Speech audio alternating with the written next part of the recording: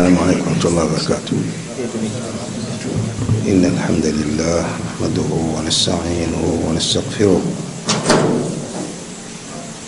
ونعوذ بالله من شرور أنفسنا ومن سيئات أعمالنا. من يهده الله فلا مضل له ومن يضلل فلا هادي له، وأشهد أن لا إله إلا الله وحده لا شريك له، وأشهد أن محمدا عبده ورسوله. يا أيها الذين آمنوا اتقوا الله حق تقاته ولا تموتن إلا وأنتم مسلمون. يا أيها الناس اتقوا ربكم الذي خلقكم من نفس واحدة وخلق منها زوجها وبث منهما رجالا كثيرا ونساء.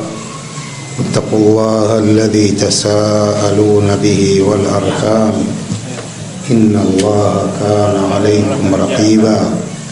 يا أيها الذين آمنوا اتقوا الله وقولوا قولا سديدا يصلح لكم أعمالكم ويغفر لكم ذنوبكم، ومن يطع الله ورسوله فقد فاز فوزا عظيما. أما بعد، فإن خير الكلام كلام الله، وخير الهدى هدى نبينا محمد صلى الله عليه وآله وسلم، وشر الأمور محدثاتها، وكل محدثة بدعة، وكل بدعة ضلالة، وكل ضلالة في النار. Leo ni tarehe 26 ya mwezi huu mtukufu Shahrullahi al-Muharram, mwaka 1448 Hijria, sawa na tarehe 11 ya mwezi wa 7 mwaka 2026 Miladia. Tupo hapa Msambweni, Masjidu Ibn Khuzaima. Tupo katika msikiti mpya huu, msikiti uliofunguliwa jana tarehe 25 ya mwezi huu mtukufu Shahrullahi al-Muharram, mwaka huu wa 1448 Hijria. Ndugu zangu Waislamu, hususan Waislamu wa Msambweni, ni neema kubwa katika neema za Allah subhanahu wa ta'ala kutukutanisha katika msikiti huu mpya, msikiti ambao ulifunguliwa jana. Katika neema kubwa za Allah subhanahu wa ta'ala kujengwa msikiti huu baada ya juhudi kubwa zilizofanywa na wakazi wa hapa, pia na sehemu za karibu ya hapa. Kujenga msikiti huu kwa chini ya mwaka mmoja kama sikosei, nilivyoambiwa umeanza msikiti huu kujengwa. Nakumbuka ni mwaka jana tu ulipoanza msikiti huu, ambapo umefunguliwa kabla hata kufika mwaka mmoja, kwa juhudi za wakazi wa hapa na pia kila aliyeshiriki katika kujenga na kufanikisha jambo hili. Tunamwomba Allah subhanahu wa ta'ala awajaze kheri. Tunamwomba Allah subhanahu wa ta'ala awalipe wale walioshiriki kwa njia moja au nyingine katika kufanikisha jambo hili kubwa la kujenga msikiti huu. Ndugu zangu Waislamu, tazungumza kidogo tu kuhusu daurul masajidi fil Islam, nafasi ya misikiti katika Uislamu. Misikiti ina daraja kubwa. Misikiti ina daraja ya juu katika dini hii ya Uislamu.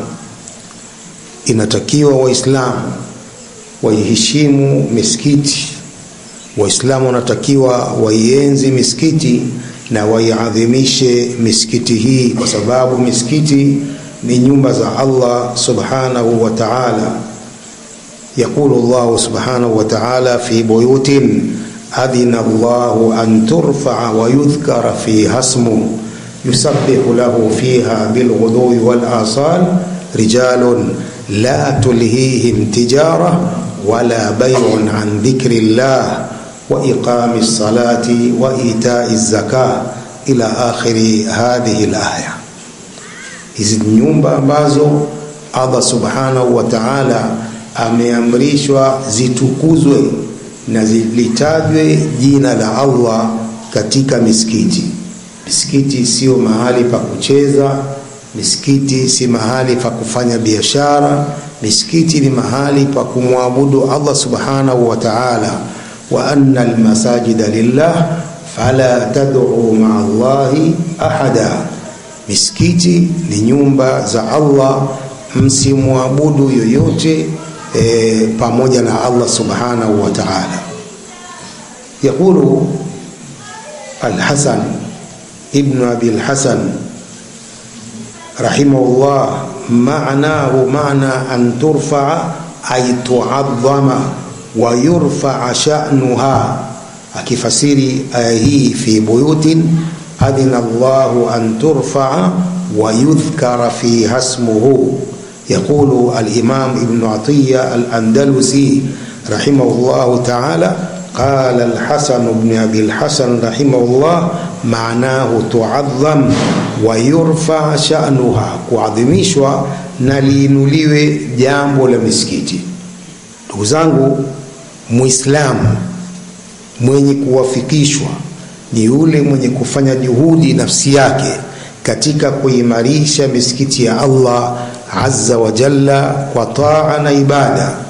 Yaqulu al-Hafidh ibn Rajab rahimahullahu ta'ala, min al-jihad jihadu an-nafs fi ta'ati Allah wa a'zamu mujahadati an-nafs ala ta'ati Allah imaratu buyutihi bidhikri wat-ta'a. Anasema katika jihadi zinazokubaliwa katika dini ni kuifanyia jihadi mtu nafsi yake katika kumtii Allah subhanahu wa ta'ala. Wa a'zamu mujahadati an-nafs ala ta'ati Allah imaratu buyutihi bidhikri wa ta'a.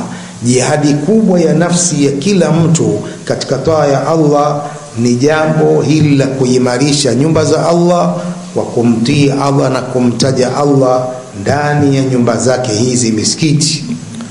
Yaqulu Allah subhanahu wa ta'ala, innama ya'muru masajid Allah man amana billahi wal yawmil akhir wa aqama as-salata wa ata az-zakah wa lam yakhsha illa Allah.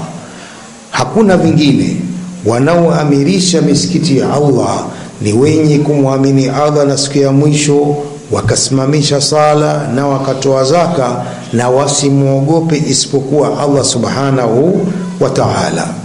Na jambo la kuimarisha misikiti ni ada ya watu wema, ni ada ya salafu salih, as-sahaba wat-tabi'in wa atba'i at-tabi'in rahimahumullah ta'ala. يقول الإمام الأوزاعي رحمة الله عليه: خمس كان عليها الصحابة والتابعون لهم بإحسان. mambo matano walikuwa juu yake masahaba na wenye kuwafuatia masahaba kwa wema. Jambo la kwanza, luzumul jamaa, kulazimiana na jamaa moja. Luzumul jamaa, kulazimiana na jamaa moja, hili ambalo Allah subhanahu wa ta'ala ameliamrisha katika Qur'ani, Mtume sallam pia akaamrisha katika hadithi zake na maneno ya masahaba. Waislamu wawe jamaa moja, kundi moja, kusipatikane makundi mawili wala matatu. Kundi moja pekee ndilo lililoamrishwa na Allah subhanahu wa ta'ala katika aya nyingi, na moja katika aya hizo qala ta'ala: wa'tasimu bihablillahi jami'an wala tafarraqu, shikamaneni na kamba ya Allah nyote msifarikiane. Ibn Mas'ud radhiyallahu anhu akifasiri aya hii qala: aljamaa hablullah huwa aljamaa, kamba ya Allah hiyo mshikamane na kamba ya Allah ni jamaa moja, usiwe na jamaa mbili wala tatu. Vikundi hivi vilivyojitokeza katika Uislamu vingi vyote ni vya kibida.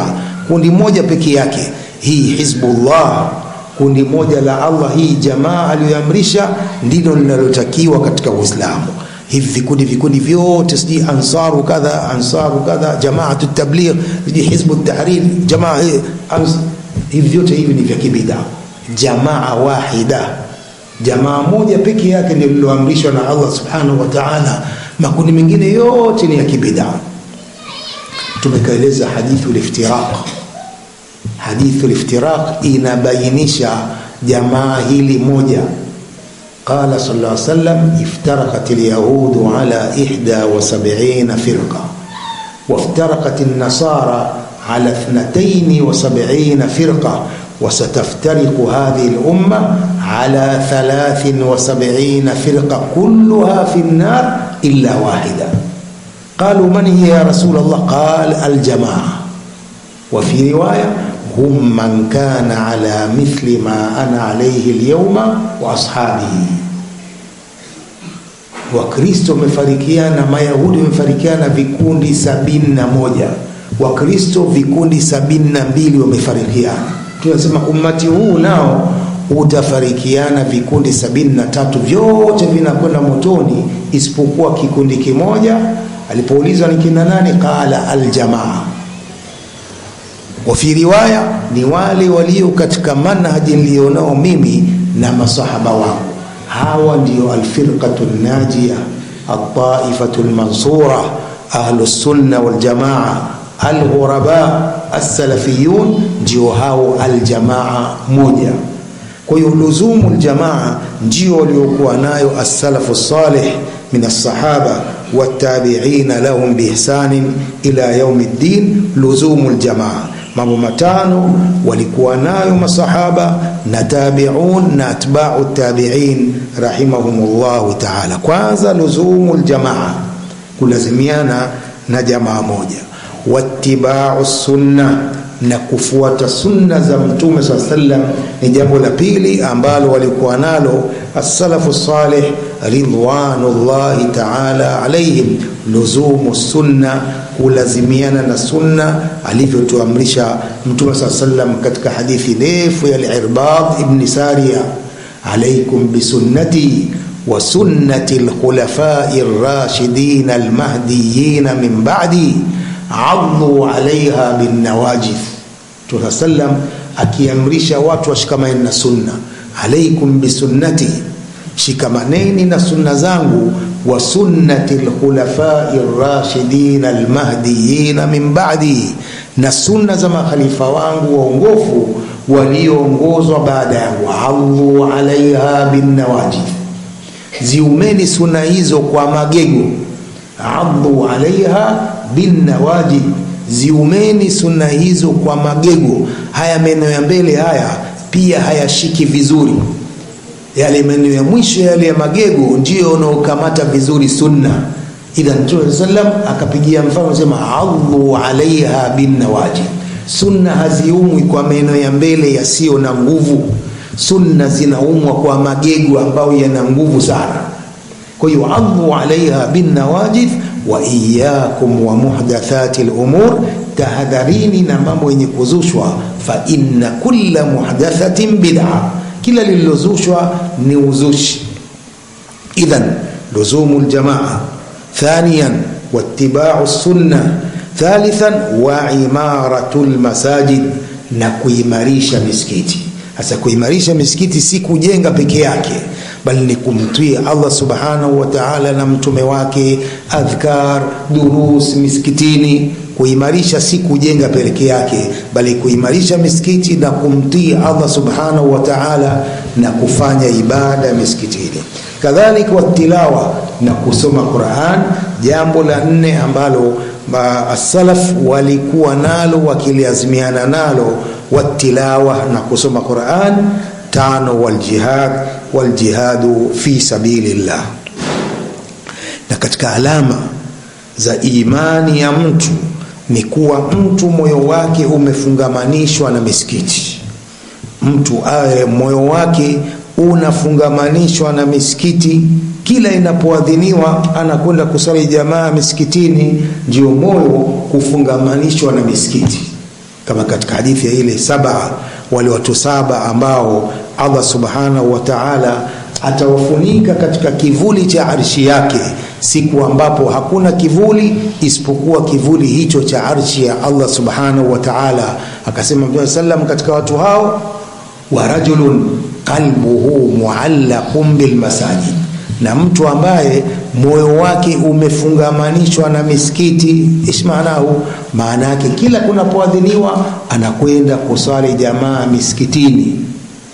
Kumehengwa msikiti hapa, hakuna udhuru wa kuswali nyumbani. Wanaume wanaswali misikitini swala za faradhi, wanawake naam wanaswali swala nyumbani faradhi sunna, lakini wanaume ni lazima kuswali swala za jamaa misikitini. Mtume anasema afdalu salati ar-rajuli fi baitihi illa al-maktuba, bora ya swala ya mwanaume ni nyumbani kwake swala za sunna, bora ni kuswali mwanaume nyumbani kwake swala za sunna, illa al-maktuba, isipokuwa swala za faradhi wanaume wanaswali misikitini, wanaume hawaswali nyumbani. Swala za faradhi wameruhusiwa wanawake peke yake. Walidhalik as-salafu salih as-sahaba ridwanullahi ta'ala alayhim walikuwa wakiangaliana misikitini. Mtu wasipomuona mwenzao msikitini wanamtuhumu unafiki, wanamtuhumu kwamba huyu ni mnafiki, ni mbona haji kuswali msikitini, hususan swala za Isha na al-Fajr.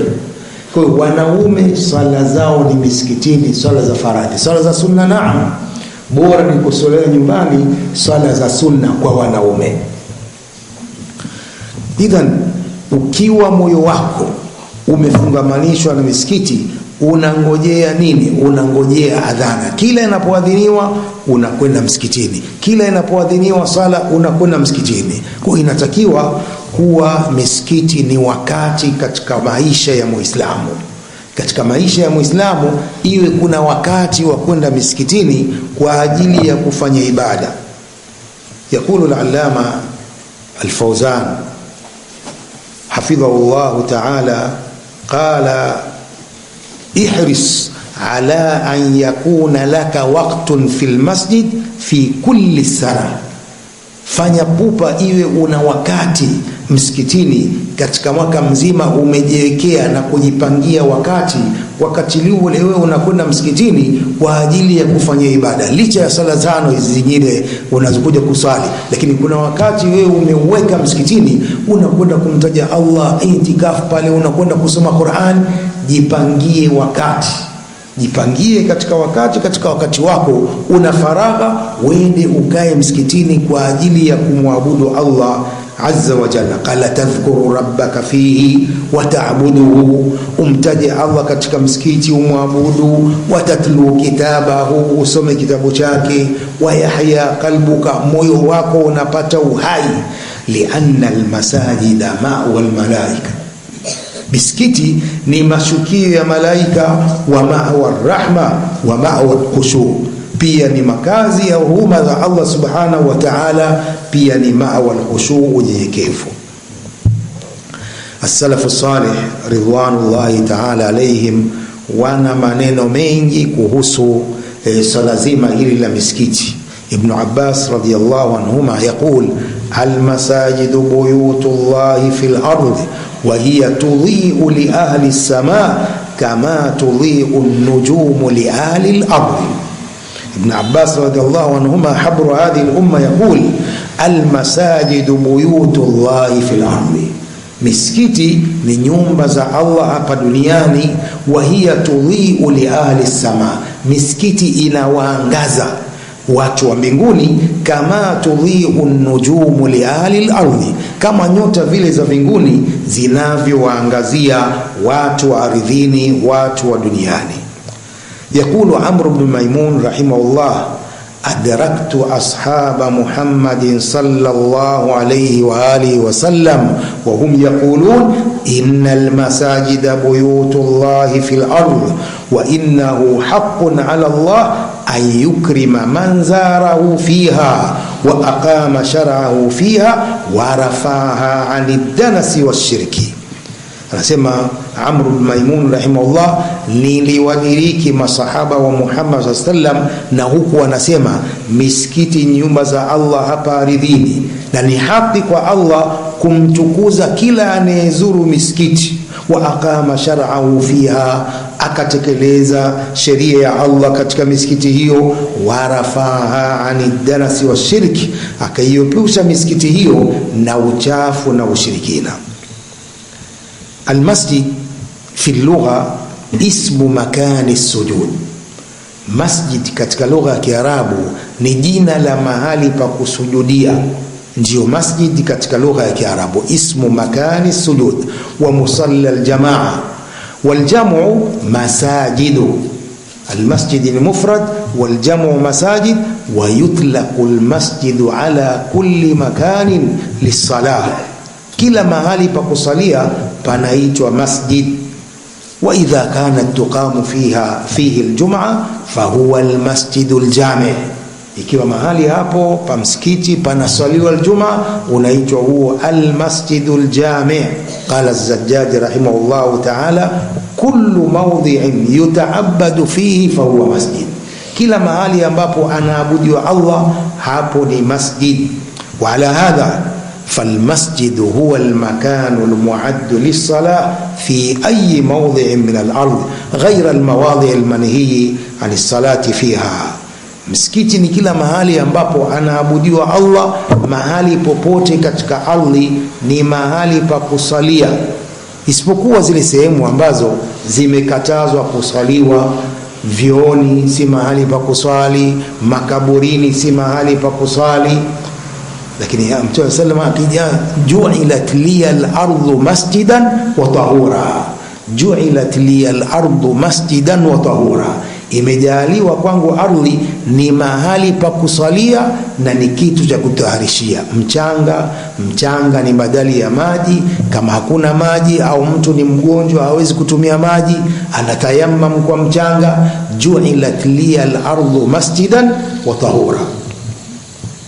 وقد جاء في الحديث الذي رواه البخاري ومسلم من حديث جابر رضي الله عنه قال رسول الله صلى الله عليه وسلم وجعلت لي الأرض مسجدا وطهورا فأيما رجل من أمتي أدركته الصلاة فليصلي. Tumesema imejaliwa kwangu ardhi ni mahali pa kusalia na ni kitu cha kutayarishia. Mwanaume yoyote katika umati wangu, mtu yoyote katika umati wangu, sala ilimdiriki na sali mahali popote, muda wa kwamba si makaburini, hapana najisi, ni mahali pa kusalia. Na msikiti, ndugu zangu Waislamu, una daraja kubwa katika Uislamu, katika nafsi za waumini. Falmasjid qalbul mujtama'i al-islami wa multaqa al-mu'minin. Msikiti ndio moyo wa jamii ya Kiislamu. Msikiti ni mahali pa kukutana Waislamu. Watu wanapeana mawaidha msikitini, watu wanapeana nasaha msikitini. Wa yustamaddu al-aunu min Allah ta'ala, katika msikiti kuchukuliwa msaada kutoka kwa Allah subhanahu wa ta'ala. Watu wanafundishana elimu ya kisheria. Msikiti ndio madrasa ya kwanza katika Uislamu. Mtume sallam alipoingia pale Madina hakujenga madrasa, alijenga msikiti wake, ndio ilikuwa markazi ya kuwafundisha masahaba. Wakatakharraj ulama usahaba kina Ibn Abbas, kina Abdullah ibn Mas'ud na wengineo katika masahaba radiyallahu ta'ala anhum. Kwa hiyo msikiti ndio madrasa ya kwanza ambayo Mtume sallam alifungua kwa kuwafundisha masahaba na kufanya ibada misikitini. Waislamu wanatakiwa walitilie umuhimu jambo la kujenga misikiti. Sio mwanzo mtu anajenga madarasa kwa ajili ya kufanya biashara katika madarasa ile, hapana. Kitu cha kwanza kabisa mtu ajenge msikiti kama alifanya Mtume sallam, ni sunna. Sio kujenga hospitali kwanza, sio kujenga madarasa kwanza kwa ajili ya biashara hii ya Allah. Kujenga msikiti, watu wanafanya ibada katika msikiti huo. Na kadhalik masjid ndio aljamia takharraja minhu a'immatu as-sahaba radiyallahu ta'ala anhum alladhina fatahu qulub al-ibad wa fatahu al-bilada bida'wati al-islam. Msikiti ndio jamia ambayo wametakharraj katika jamia hiyo maimamu wa masahaba radhiyallahu ta'ala anhum, ambao wamefungua nyoyo za watu, wakafungua miji kwa da'wa hii ya Uislamu, warafa'u rayat al-islam, wakainua bendera ya Uislamu, wanasharu al-adla, wakaeneza uadilifu, wakaeneza upendo baina ya watu. Haikuwa kazi ya msikiti ni mujarrad wa mahali pa watu kusali sala tano peke yake, lakini ni madrasa ambapo masahaba walikuwa wakipokea elimu kutoka katika ulimi wa Mtume sallallahu alayhi wa alihi wasallam. Kutokana na umuhimu wa msikiti katika Uislamu, ndio ilikuwa amali ya kwanza ya Mtume sallam baada al-hijra ila al-Madina. Jambo la kwanza kabisa la Mtume sallam alilofanya ni kujenga msikiti wake ule al-Haram an-Nabawi fil Madinati an-Nabawiyya. Kwa Mtume sallam akajenga msikiti wake baada ya kutoka kule Quba. Alipofika pale Madina, katika mji wa Madina, akajenga msikiti wake huo. Kisha baada ya kutoka sallam katika masjidi Quba, ambapo Allah subhanahu wa ta'ala aliteremsha aya baada ya kumkataza Mtume sallam asisali katika masjidi Dhirar, msikiti uliojengwa na wanafiki kwa ajili ya kupiga vita Uislamu. Allah subhanahu wa ta'ala akamkataza mtume wake kusali katika masjidi Dhirar na kumwambia la taqum fihi abada, la masjidun ussisa ala taqwa min awwal yawmin ahaqqu an taquma fihi rijalun yuhibbuna an yatatahharu wallahu yuhibbul mutahhirin. Allah subhanahu wa ta'ala akiwasifu watu wa masjidi Quba. Thumma ba'da khuruji sallam min Quba, akaingia Madina, ndipo akaliposimamisha jengo hilo la msikiti wake mtukufu, msikiti wa pili kwa utukufu baada ya Masjid al-Haram ni al-Masjid an-Nabawi fil Madinati an-Nabawiyya. Dawa ikaanza kuendelea kutoka katika msikiti huo, msikiti ambao Allah subhanahu wa ta'ala alifungua ili kuangaza watu kutoka katika giza la ujinga, kuwapeleka katika nuru ya ilmu. Historia ya Kiislamu imeshuhudia kwamba msikiti wa Mtume sallam ulikuwa una nafasi kubwa katika jamii ya masahaba pale katika mji wa Madina na miji ambayo iko karibu na mji huo. Historia ya Kiislamu inavyoelezea msikiti ule kwamba ndio mwanzo wa da'wa ya Mtume sallam ya uwazi, alipolingania kwa uwazi. Mtume sallam alipoanzisha dola lake pale Madina, taifa lake pale Madina, msikiti ule ulikuwa na nafasi kubwa katika Uislamu. Allah subhanahu wa ta'ala akawasifu wenye kuimarisha misikiti kama ile na kusema aya yake Allah subhanahu wa ta'ala, inma ya'muru masajid Allah man amana billahi wal yawmil akhir wa aqama as-salata wa ata az-zakah wa lam yakhsha illa Allah fa asa ulaika an yakunu minal muhtadin. Ndugu zangu Waislamu, kuimarisha misikiti na kuijenga misikiti na kuipatiliza misikiti inaingia katika as-sadaqatul jariya, sadaka ambayo malipo yake yanaendelea ila yaumil qiyama. Mtu anayeimarisha misikiti, akatoa mchango wake katika misikiti, ikaimarisha misikiti na kujengwa misikiti, inaingia katika sadaqatul jami'a al-jariya, japo kuwa ushiriki wake ulikuwa mdogo, lakini pia anaingia katika sadaqatul jariya. ويدل على ذلك ما ورد في الحديث عن أبي هريرة رضي الله عنه قال صلى الله عليه وآله وسلم إن مما يلحق المؤمن من عمله وحسناته بعد موته علما علمه ونشره وولدا صالحا تركه ومصحفا ورثه أو مسجدا بناه أو بيتا لابن السبيل بناه أو نهرا أجراه أو صدقة أخرجها من ماله في صحته وحياته يلحقه من بعد موته. رواه ابن ماجه وحسنه الشيخ الألباني rahimahullahu ta'ala. Tunasema katika mambo ambayo yanamfikia Muislamu katika amali zake na mambo mema yake baada ya kufa kwake, akaanza kuhesabu mambo hayo ambayo yanamfikia Muislamu baada ya kufa kwake.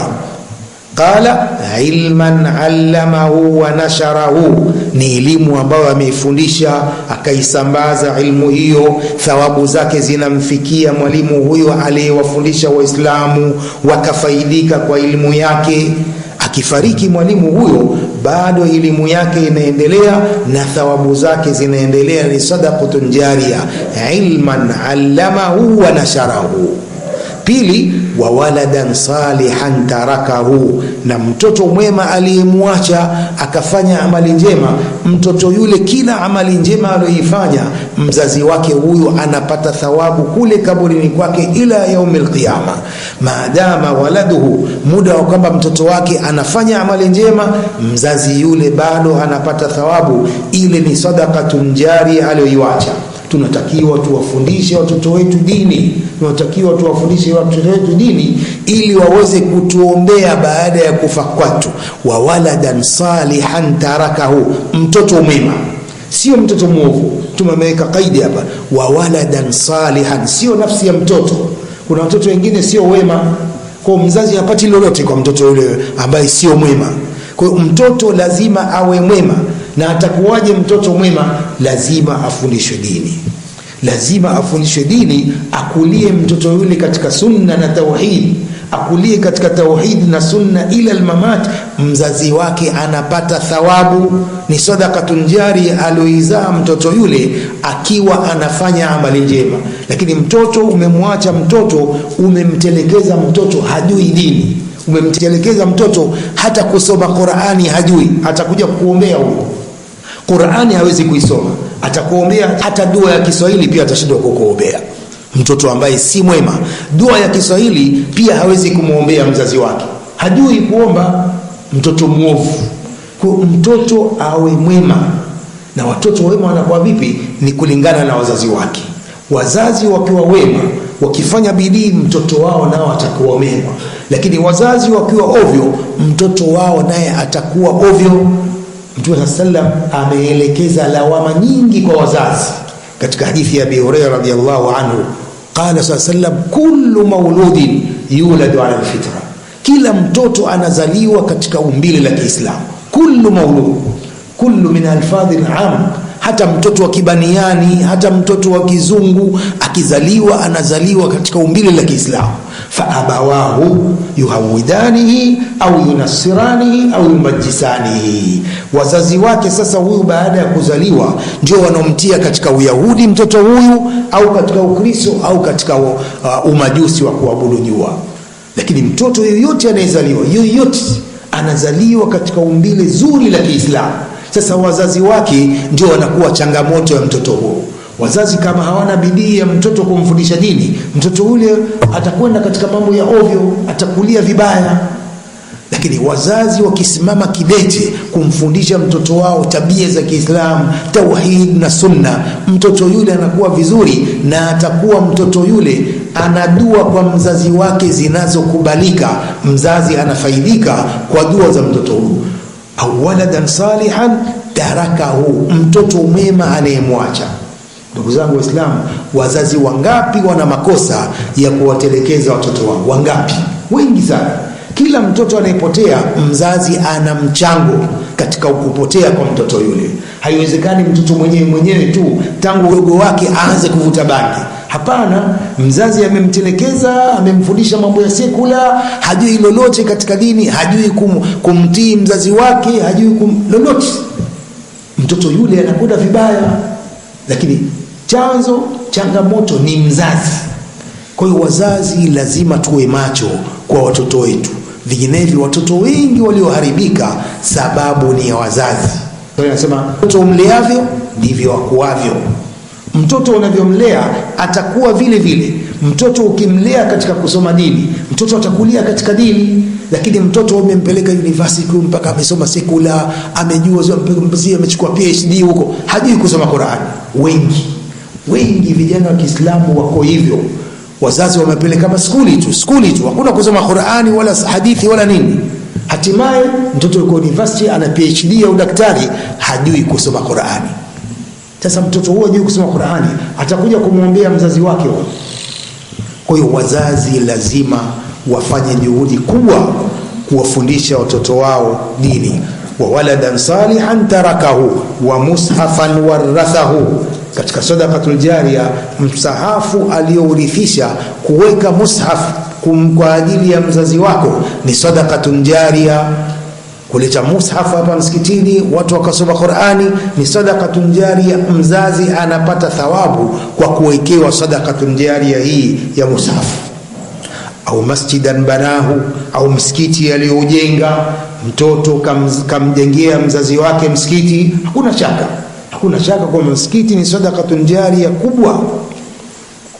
Au baitan libni sabil banahu, au nyumba ya wasafiri ameijenga kwa ajili ya kuwasaidia wasafiri waliokatikiwa na safari zao. Wanakuwa pale katika nyumba, wanalala pale, wanakula, halafu wanaondoka na safiri, wanakuja wengine. Ni sadaqatul jariya kujenga nyumba hiyo ya kuwasaidia wasafiri. Au naharan ajrahu, au mto aliouweka pale kwa ajili ya kusaidia watu maji ya kunywa. Au sadaqatan akhrajaha min malihi fi sihhatihi wa hayatihi, au sadaka yoyote aliyoitoa katika mali yake katika hali ya afya yake na uhai wake, hiyo pia ni sadaqatul jariya yalhaquhu min ba'di mautihi. Misikiti, ndugu zangu, ni lazima isafishwe. Misikiti ni lazima isafishwe, isiwachwe na harufu mbaya. Ukiwa kuna harufu mbaya, watu watie marashi, udi msikiti unukie vizuri. Ni sunna mtu kuchukua udi wake, akanunua udi shilingi 1000 akaja akafukiza msikitini hapa, ni thawabu hizo. Ni sunna kufukiza msikiti uwe na harufu nzuri. Sio msikiti kila saa unanuka tu, vyo viko karibu, msikiti ukiingia unanuka mikojo. Hapana. Msikiti unatakiwa ufukizwe, unukie vizuri. Ukiingia hutaki kutoka msikitini kwa ajili ya harufu nzuri iliyoko katika msikiti. Nyumbani kwako unatia udi, ukiingia pale sitting room udi, kuingia chumbani ndio kwenyewe. Sasa kwa nini nyumba ya Allah tusifukize nyudi hizo nzuri? Kwa misikiti inatakiwa isafishwe, misikiti inatakiwa inukie vizuri. Fi sahihain min hadithi Abi Hurairah radiyallahu anhu anna imra'atan sawdaa kanat taqumu almasjida fafaqadaha Rasulullah sallallahu alaihi wasallam fasala anha faqalu matat faqala afala kuntum adantumuni qala fakannahum sagharu amraha. Fi sahihain hadithi ya Abi Hurairah radhiyallahu anhu, mwanamke mmoja mweusi alikuwa akisafisha msikiti wa Mtume sallam pale Madina. Mtume sallam akamkosa siku kadhaa, akawa hamuoni mwanamke yule. Mtume akauliza masahaba, mbona mwanamke fulani alikuwa akisafisha na kufagia hapa simuoni?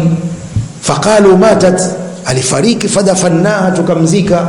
Tuliogopa kukusumbua, labda uende na wewe ukashiriki katika kumzika. Tukamswalia, tukamzika.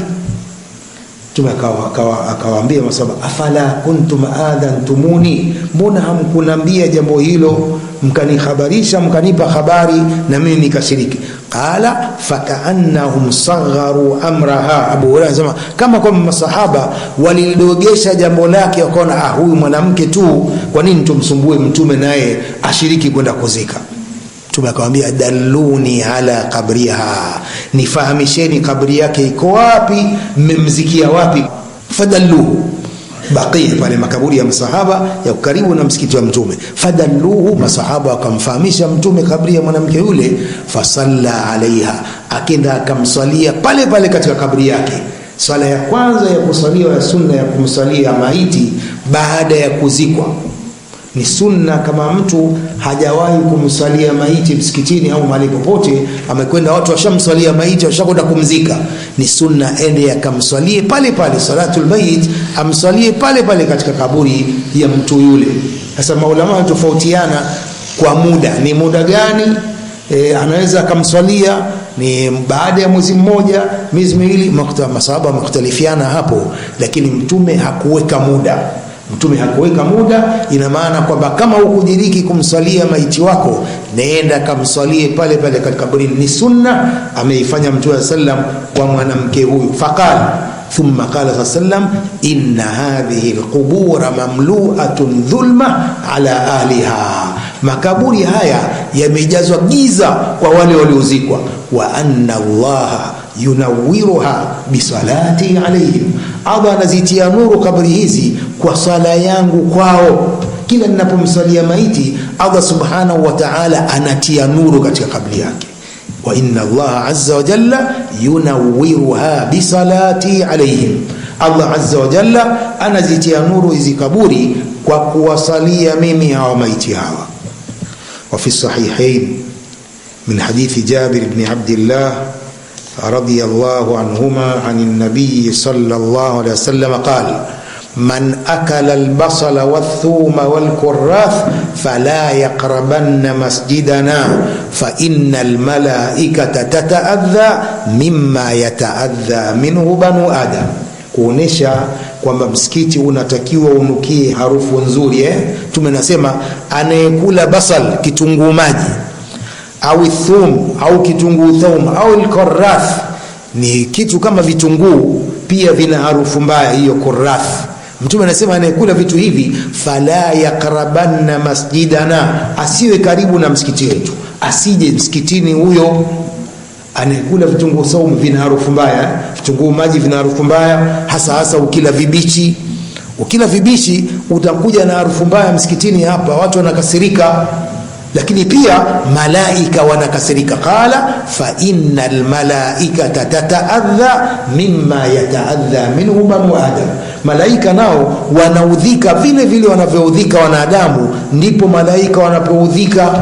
Kwa haitakiwi mtu kuja na harufu mbaya misikitini. Misikiti nyumba ya Allah, inatakiwa mtu akija msikitini ajitie marashi yake yale, aje asali na kunanukia vizuri msikitini. Kwa anayekula vitunguu maji na vitunguu thaum asije kukurubia msikiti wetu akasali huko nyumbani kama mwanamke.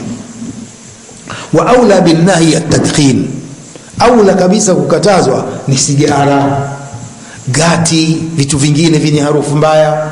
Utakujaje msikitini hapo umevuta sigara? Harufu ya sigara, ukisujudu pale utasikia harufu ya sigara tupu pale. Carpet jipya ile, haya busati jipya limewekwa zuri kabisa, carpet hizi. Mtu akija na sigara anavuruga hapa. Kwani nilikwambia sigara ni halali? Nani mpaka uvute sigara? Nani alihalalisha sigara?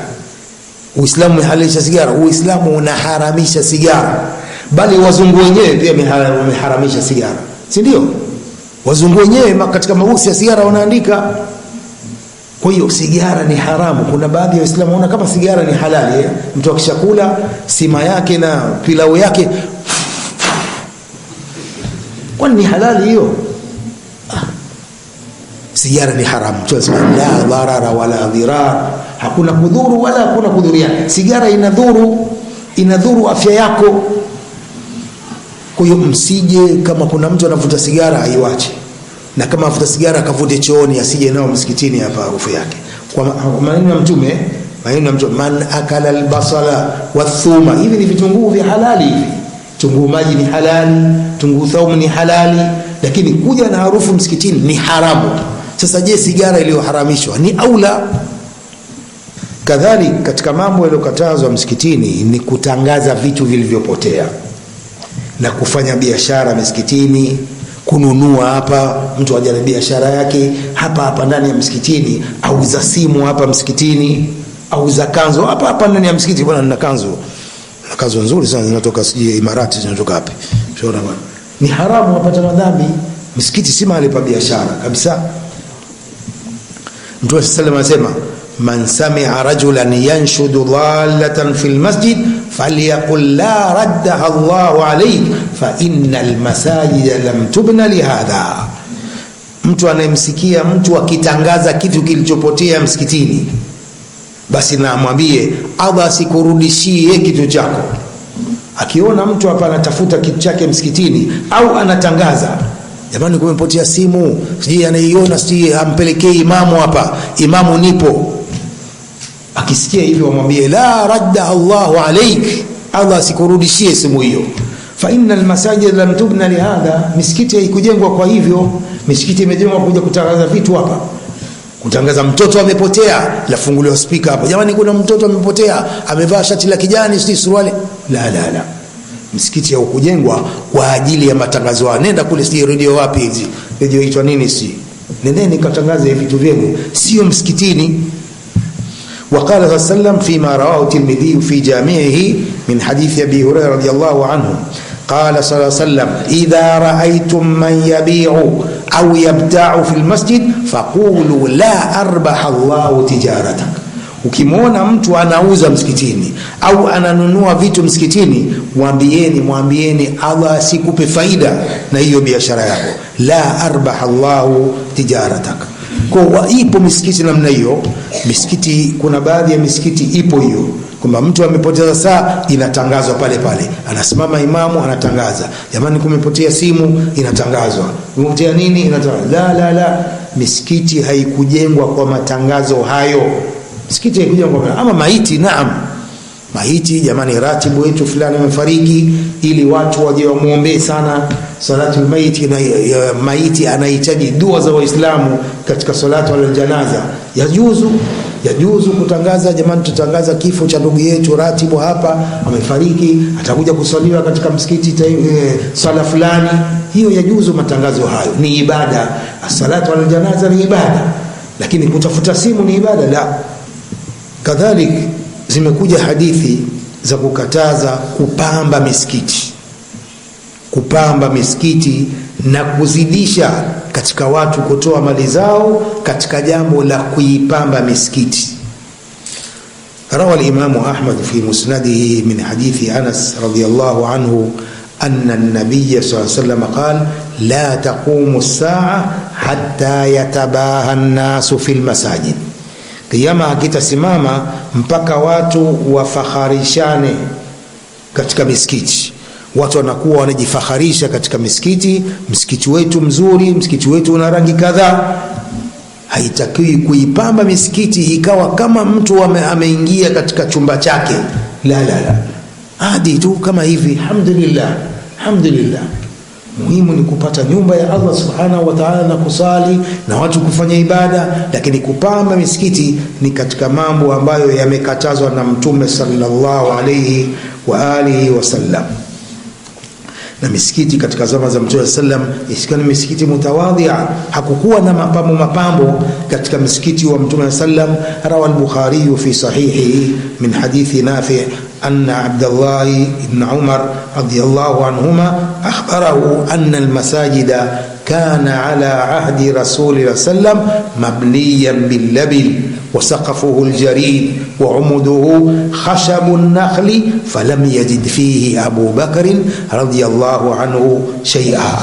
Katika zama za Mtume sallam msikiti wake ulikuwa umejengwa kwa matofali, sakafu yake ilikuwa ni makuti ya mitende, nguzo zake ni mbao za mitende, hakuzidisha lolote katika hilo Abu Bakr as-Siddiq radhiyallahu anhu.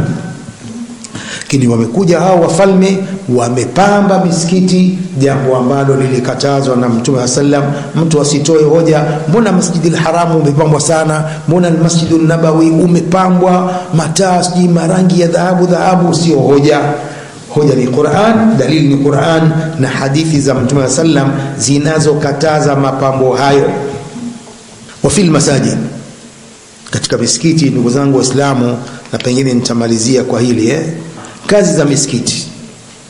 Katika kazi ya misikiti si kufanya ibada peke yake na kufanya itikafu na kukaa itikafu, lakini misikiti ni mahali pa kusoma ilmu ya dini. Ndugu zangu Waislamu, ni mahali pa kusoma ilmu ya dini. Nimetangulia kuelezea msikiti wa Mtume sallam, jinsi masahaba walivyokuwa wakichukua ilmu kwa Mtume sallallahu alayhi wa alihi wasallam pale katika msikiti wake. Kwa msikiti kama ilivyo salafu salih, baada ya Mtume sallam wakaendelea masahaba kufundisha watu misikitini, na mpaka leo Almasjidul Haram, Almasjidun Nabawi, halaqat ilmiya zimejaa. Maulama wanafundisha watu misikitini, maulama wanafundisha watoto na watu wazima. Misikiti ile mitukufu miwili, misikiti mitukufu inaendelea mpaka leo, halaqat ilmiya, watu wanasoma pale ilmu ya dini. Kwa hiyo ndugu zangu, lazima hapa imamu hapa Abu Mughira lazima atakuwa na halaka ilmiya hapa anaiweka. Ndugu zangu Waislamu, msikose kuhudhuria katika halakati za kilmu, zina faida kubwa. Licha ya kwamba ni thawabu kukaa msikitini, watu wanapata thawabu, lakini faida za kielimu unapata. Kila unapokaa katika kikao cha ilmu lazima utaondoka na faida hata kama moja, kuliko kukaa nyumbani na kuangalia ma TV, sijui kuangalia mipira huko ya Ulaya, sijui tunani majina magumu watoto wanajua ya kizungu, hayana faida yoyote bwana kuangalia majina hayo. Majina hata kutamka mtu utafikiri nyumba yaanguka. Watoto wamehifadhi majina ya wachezaji boli bwana, hayana maana yote. Watu wamekaa sasa hivi usiku wa manane wanaangalia maboli kombe la dunia bila faida yoyote. Akiondoka hapo usikizi macho anajivikicha kwa kuangalia kioo. Lakini kuja hapa kupata ilmu, faida za kielimu ya dini yako na thawabu unapata, ni jambo kubwa sana. Ni jambo kubwa kuja msikitini ukapata faida ya kielimu. Mtume sallallahu alayhi wasallam,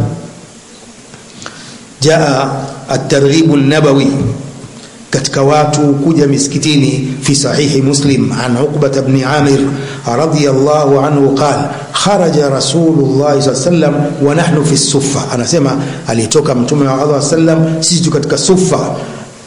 Masahaba wa Mtume sallam wale ambao walikuwa hawana biashara yote, wakikaa pale pale katika msikiti wa Mtume sallam, na kula hapo na kulala hapo. Wa minhum Abu Huraira radiyallahu anhu wa anil jami'. Kwa hiyo Mtume sallam sisi katika sufa, Mtume akatoka na kusema, ayyukum yuhibbu an yaghduwa kulla yawmin ila bathana au ila aqiq, nani katika nyinyi anayependa kurauka kila siku ende katika Bathan na Aqiq, masoko hayo ya ngamia, ende kule Bathan na Aqiq kila asubuhi, ende kule, fayati minhu binaqatayn kumawaini, halafu akienda kule apewe ngamia wawili wakubwa, fi ghairi ithmin wala qati rahim, bila kufanya dhambi yoyote wala kukata kizazi. Nani anayependa akenda kule auje na ngamia wawili wazuri wakubwa? Masahaba waambia, ayyukum la yuhibbu dhalik, kila mmoja anataka hivyo, anataka ende kule aje na ngamia hao wakubwa. Fakulna ya Rasulullah nuhibbu dhalik, tunapenda hivyo.